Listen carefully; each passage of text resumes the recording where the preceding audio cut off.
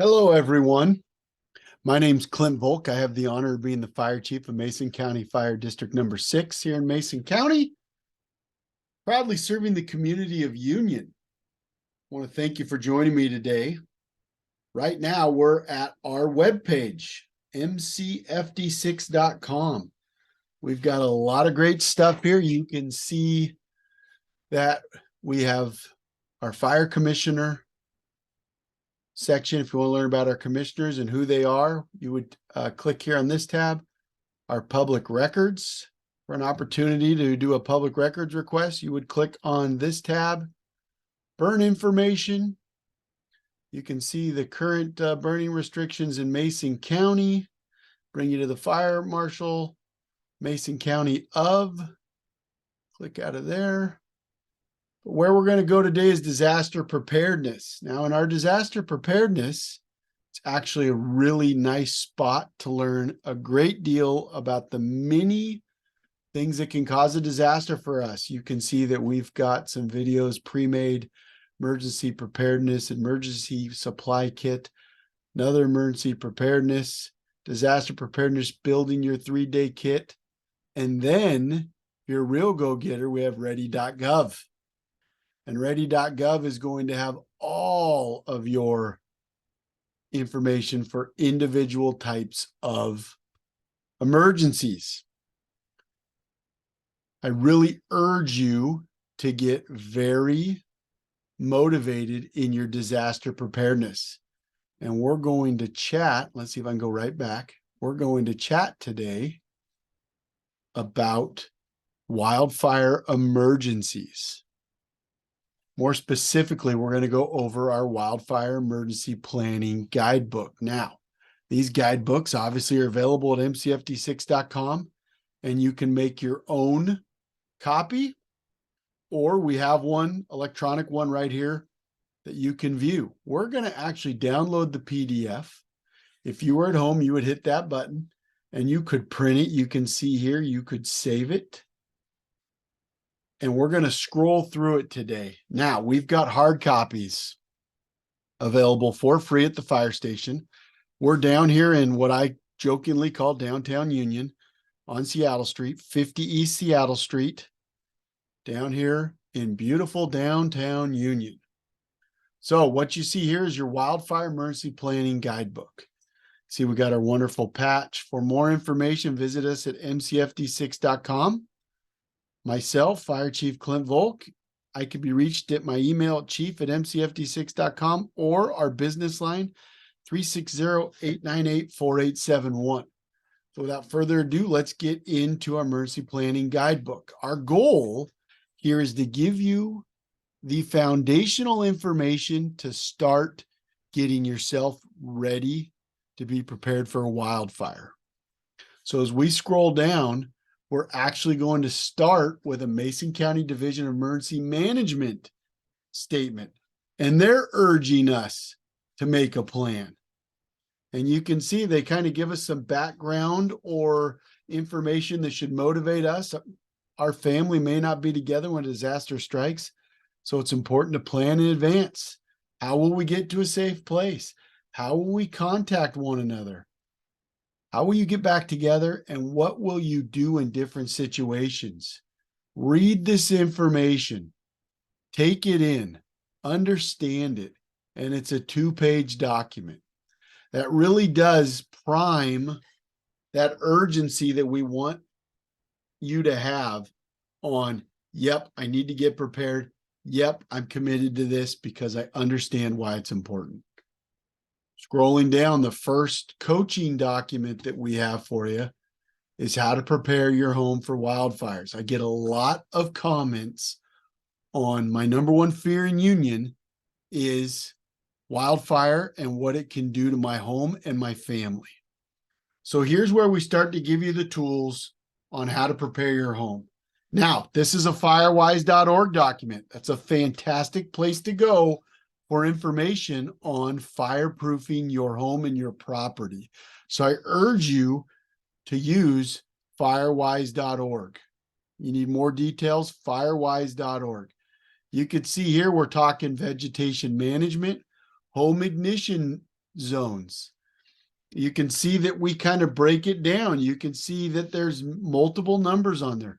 Read this document and study it, learn it.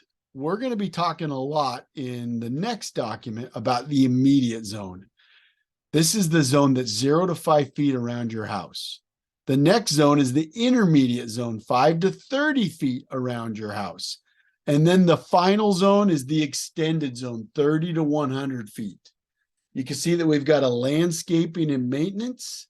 We really talk about reducing ember ignitions and fire spread. We need to trim our branches that overhang the porch, the home, and the deck, and prune branches of large trees up to 6 to 10 feet, depending on their height, from the ground.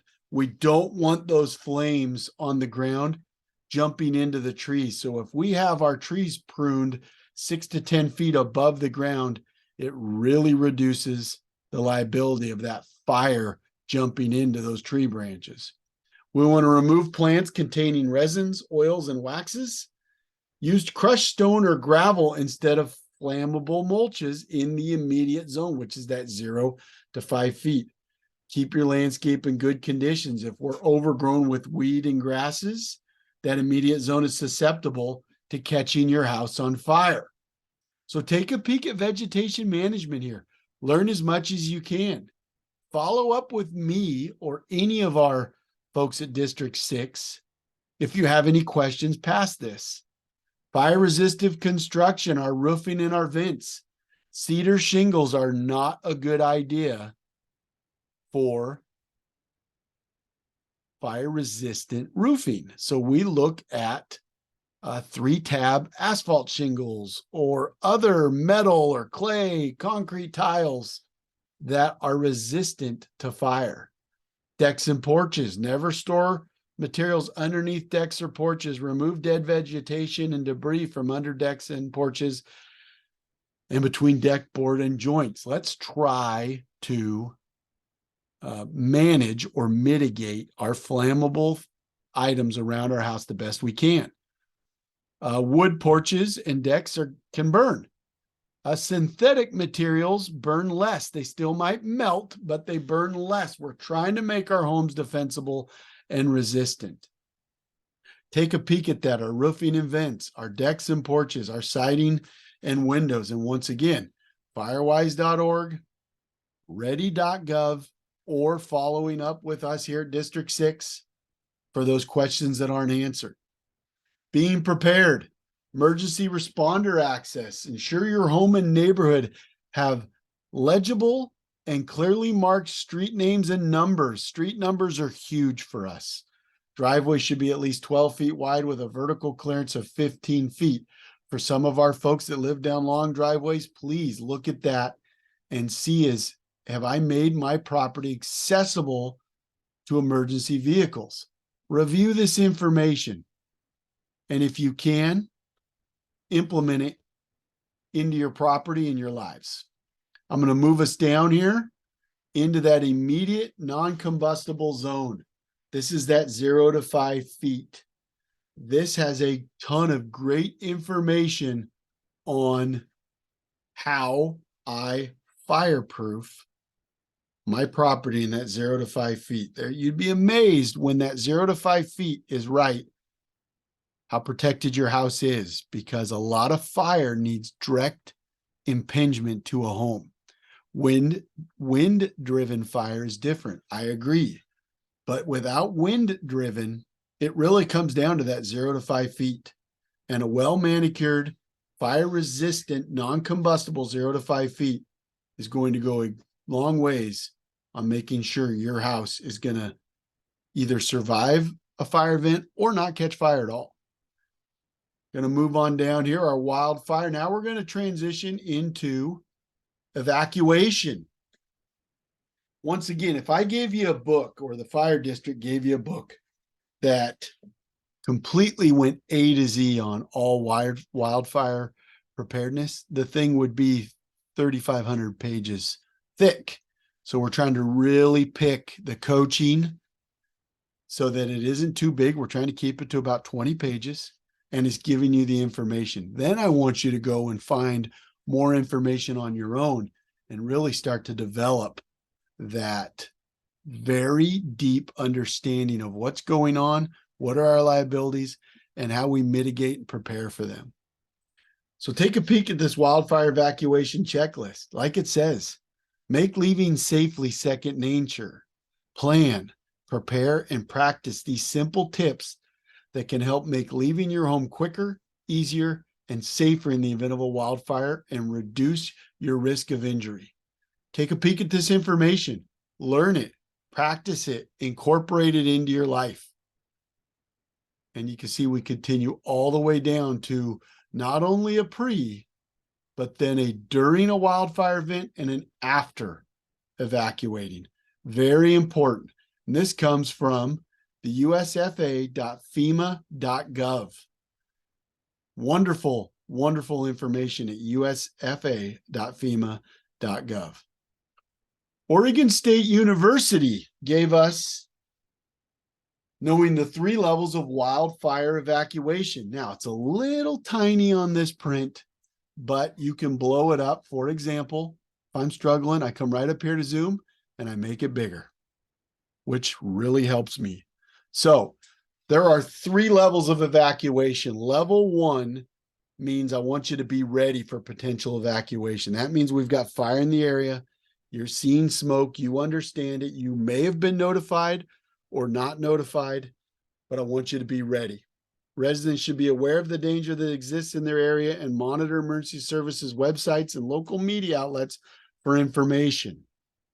Now we're going to move to level 2 evacuation, means be set to evacuate. You should be ready to leave at a moment's notice, as this level indicates there is a significant danger in our area, and residents should be either voluntarily relocate to a shelter or with family friends outside of the affected area. Residents may have time to gather necessary items, but doing so at their own risk. Now, if we do really good job at being ready, there isn't going to be much risk at all because we're ready to go. We have our kits, we're packed, we have our go bags, we're ready to leave, and we're set. Now, it talks about shelters. There are times that we can't pre-set a shelter. So if we ask you to leave Union, you might be going to Shelton and hanging out at Walmart, or you might be going to Little Creek Casino and getting a room. But we need you to be out of this area because of the fire danger or whatever danger that might be. So I don't want you to think, well, where is the fire department telling me to go? I want you to have a general idea that we're asking you to leave the area. And that might be that you're going to Thurston County, Kitsap County, Little Creek Casino. It might be just long enough to have dinner and hang out somewhere, and then you have the opportunity to come back. Now, level 3 evacuation means go. Level 1 was be ready. Level 2 is be set. Level 3 means go. You need to leave now, immediately, because there's danger in our area is current and imminent, and you should evacuate immediately. If you choose to ignore this advisement, you must understand that emergency services may not be available to assist you further. Do not delay leaving to gather any belongings or make efforts to protect your home. You've missed that opportunity on be ready and be set. Now we're making sure we don't have loss of life. You need to get out right now. This document has a ton of great information on this. So level 1, be ready, prepare, monitor, and pack your valuables. Level 2, be set to evacuate at a moment's notice. And level 3 is go, leave immediately. And so this Oregon State, here's your source URL. You can go here and get a lot more information in that.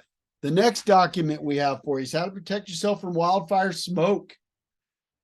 We have a lot of times, as we know here in Union, that we get smoked in and there's no fire anywhere close. It could be coming out of Canada, Eastern Washington. We've had them come out of Oregon and California. It all depends on the winds pushing it in. It can also be here in Mason County, but nowhere close to threatening our area. So read this document about how to protect yourself from wildfire smoke. It has great information on the folks that we need to be worried about, what are some of the symptoms, and then tips to protecting ourselves. Use this information, and then if you need more, search it on the internet. Find yourself more information to make yourself resilient to how wildfire smoke is going to affect you. Okay, then we come to our last little bit. We're always going to add, and watch me here. I'm going to try to turn this for us. Yep, there we go. We always add our emergency supply list from FEMA, ready.gov, ready.gov, ready.gov. I cannot say it enough. We link it to our webpage. It has fantastic information for building that emergency supply kit. I want you to have this done. Emergency supply kit, so that when we go for our ready, set, go, your supply kit is done. You are ready and set. Then when it's time to go, it's easy. You move it, you've moved it into your vehicle, you're leaving, and you've got at least 72 hours of supplies going with you. But here's a wonderful checklist that is going to help you. 2 pages. Get yourself ready. So I want you ready to go. FEMA ready.gov. If you don't have a 3-day emergency supply kit, I want you to make that a priority right now to get yourself 3 days of emergency supplies. You finish this checklist, you will be either there or very close. Okay, I'm going to come back down here and bring us all the way back around. Sorry there, everybody. And then you kind of see us prompting you. Do you have a 72-hour kit for you and each member of your family? Here's a few reasons why you should. Read this information. We're trying to motivate you. We're trying to educate you into, yes, I need this. Yes, this is important to me. Yes, you've made your case, Chief Volk, that this is important. And it's a wonderful document. You know, do you have 3 days worth of water for everybody in your family? 1 gallon of water a day per person. 3 days worth of food. First aid kit. Take this information. Saturate yourself with it. Shopfoodstorage.com gave us this document so that we could share it with you. Entrench yourself into with it. Figure it out. Come back to our checklist. If you've got questions, follow up with us here at Fire District 6. It's pretty short and to the point, but it is a really good start document to guide you for emergency planning for a wildfire. We've also got on the webpage, and I'm just going to hop right back, plug in mcfd6.com again, your local resource for this kind of information. I'm going to scroll down. Not only do we provide a wildfire emergency planning guidebook, we come down, we have an all hazards emergency planning guidebook, which I'll make a video to at a later date. But this has your all hazards information. A lot of great information here on mcfd6.com. I also have a Mason County alerts where you sign up for that department's emergency management. And we've made a video so that you can get those alerts to say, hey, we've got a wildfire. Hey, there's been an earthquake. Hey, there's significant flooding or lightning, or gosh darn it, every once in a while we get a tornado warning. And then finishing it out, the contacting us. There's our landline business line. There's our fax number, our email, info@mcfd6.com, or mine at chief@mcfd6.com mailing. Please utilize our resources, utilize our expertise to help you get ahead of the season for your wildfire emergency planning. Once again, my name is Clint Volk, Fire Chief of District 6, proudly serving the Union community. I thank you so much for your attention to this matter, and I look forward to future opportunities to discuss these very important items like this. Thank you and have a fire safe day.